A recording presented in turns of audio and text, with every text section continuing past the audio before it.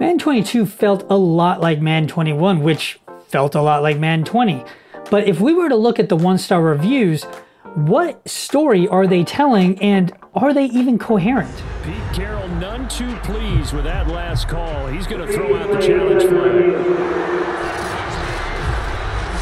Did he keep those feet in bounds? That's the question they've got to decide. And I got to say, watching it in real time, it was awfully close. Yeah, it certainly looked like a heck of a catch because... I have played a lot of Madden games over the years, and so I have a lot of preconceived notions when it comes to Madden games, but are the criticisms that are actually being leveled at Madden 22 actually warranted in recent years? Now, to be fair, every game does get one-star reviews, and some of them are, let's face it, ridiculous. That's why we're actually going to review some of them today. But Madden has a Metacritic score of 70, which isn't that bad on Xbox. It's not horrible, it's not great, it's just, you know, right in the middle. But it does have a user score of 0.6. Yes, 0.6. So let's take a look at some of these one-star reviews and see if they have any merit, see if they're even coherent for that matter, and see if there's something that can actually be in there that we can glean some insights off or potentially even refute. So we're going to take a look at Metacritic, Xbox's website, and Amazon to get to the bottom of it. And right off the bat, we're going to jump into Gas Masquerade, and this person gave it a 0. So they gave it a 0 because it is a stuttering garbage game. I would usually make a joke about how the FPS turned into an SPF. Ooh, burn. We'll be right back. And the question now, how do they want to work the clock here on 1st and goal? A field goal would give them the late lead. Drake will score. Touchdown. Next up we have Defunk, also giving it a 0. Now this person says, right off the bat, can EA have you information? I think they meant your, but whatever. No, but you'll miss out on the Ultimate Team Pack. No. Are you sure? Shake my head. I also got this game for free on Game Pass, and it still feels like it costs too much. Because the franchise mode, in my personal opinion, is relatively bare bones. It's not the greatest thing ever. It is missing a lot, but it did get a little bit of love this year, which isn't saying a lot. Now, as far as the game itself, you can get it on Game Pass as part of EA Access, so you can get it for free. It is something you can go and play, but is it actually worth that amount of time? I'd probably say no, but let's keep reading, let's keep digging, let's see what we find out. I haven't played a Madden title in over 5 years. I should have kept it that way. I kind of agree with that one. Characters feel like they have no weight to them as they skate all over an ice rink. It is mostly notable on defense. The dependency of animation-based gameplay is way too noticeable as well. With gameplay, oh wow, this is a really long one. I'm just gonna skip over a lot of that. And yes, to his detriment, a lot of this is not physics-based per se, it is animation-based. So if certain animations trigger at certain times, then that thing will happen. But if it doesn't, then your person is going to bounce around like a ping pong ball, and it looks ridiculous. So yes, I do agree with that one. Kudos to that person. As you can see with Metacritic, some of the primary points that are being brought up in this very low scoring subject matter is game is just not that good. Physics is not a thing. You're still animation based, which I do totally agree with. I hope they move to an actual physics engine, you know, sometime this decade. But when you're looking at Madden 22 between old gen and current gen, it's not that big of an update, not comparatively speaking to previous generations. And overall, it's just meh. It really does feel like a copy and paste feature. All right, that's Metacritic, but let's dive into Xbox. This is kind of like a middle ground-ish, where you do get some people that, you know, say some constructive feedback and criticism, and then others that are just going to review bomb the hell out of this thing into it'll never, you know, go above a 2. As you can see, 73% are giving this thing a 1 star, so not high hopes here, but I could be proven wrong. Let's find out. So this person says, good. It's a great title. I like it. Really emphasizes what this review is going to be about. Now, honestly, it is a good game. People are just whining because they are bad or they can't get a good team in Madden Ultimate Team. That's what that MUT stands for. You have to grind, but that's what makes it fun and challenging. I like the game, but EA needs to fix the glitchy plays like the PA crossovers. They also need to update the animations. This person actually gave it a 4 stars, so I actually did not filter this properly when I started. So let's do that right now. And let's go to the lowest rated. All right. So now that you got a taste of what a 4-star looks like, let's look at a 1-star now. So 1-star, Madden 20 God 651. It's a great name, I like it. This game is so bad. The AI doesn't know when the ball is near them. Generally speaking, kind of on point. Online, H2H sucks. Netcode isn't the greatest on this game.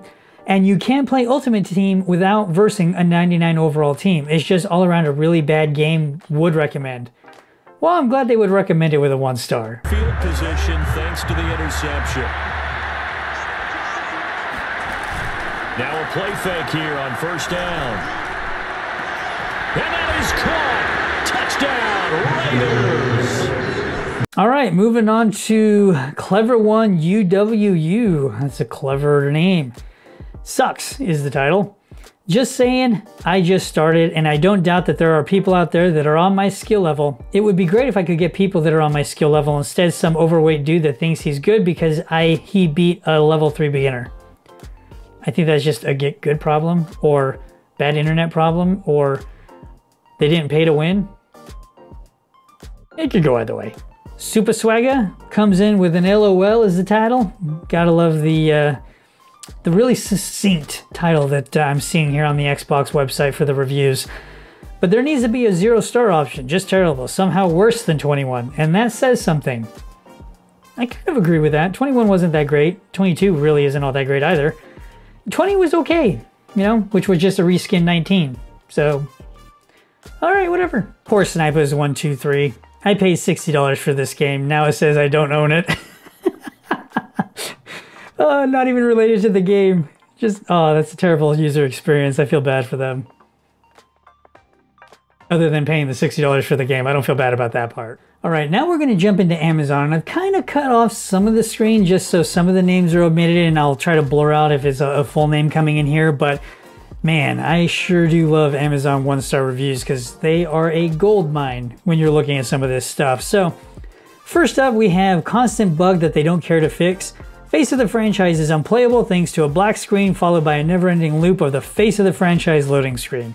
EA Sports are scumbags that already have my money so they don't care to fix their game. That shouldn't have had these bugs to begin with. 2nd and 10. To throw his car. Looking left side and he's got a man. That's Edwards. And he will... And this is actually something that happened quite often with just Madden in general over the past few years, where it was a lot of bugs like this, that you have a yearly game and some of the bugs that have been going back 2 and 3 years are still present somehow. So I can relate to that one. I ran into a few of them myself. But next up we have did not work. Defective disc. The seller charged us twice the market price, sends a defective disc, charged 50% restocking fee. Really? So this isn't even game related. This is just the person that they bought it from screwed them. Next we have, I've been downloading for 2 days. Does not work. Gonna send back. I'm starting to see a kind of a theme here of not working. Next up we have, who is giving this 4 or 5 stars?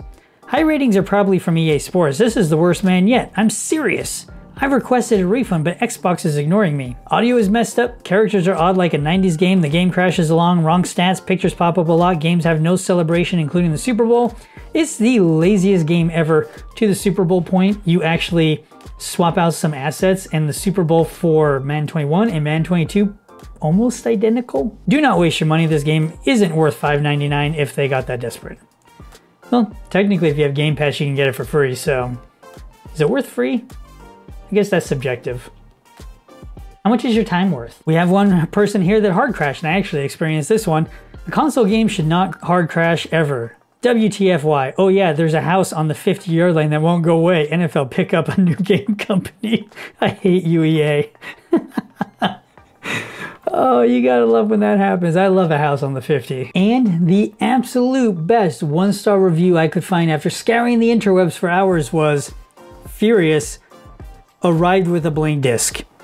Nothing, it was broken.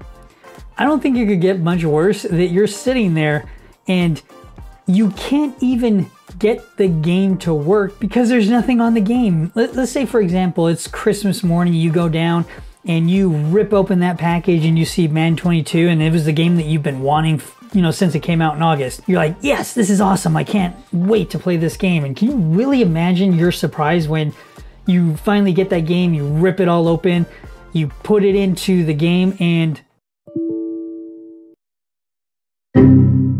I'm pretty sure that would be the worst experience of playing a video game, of nothing happening. Even worse than glitches happening, nothing.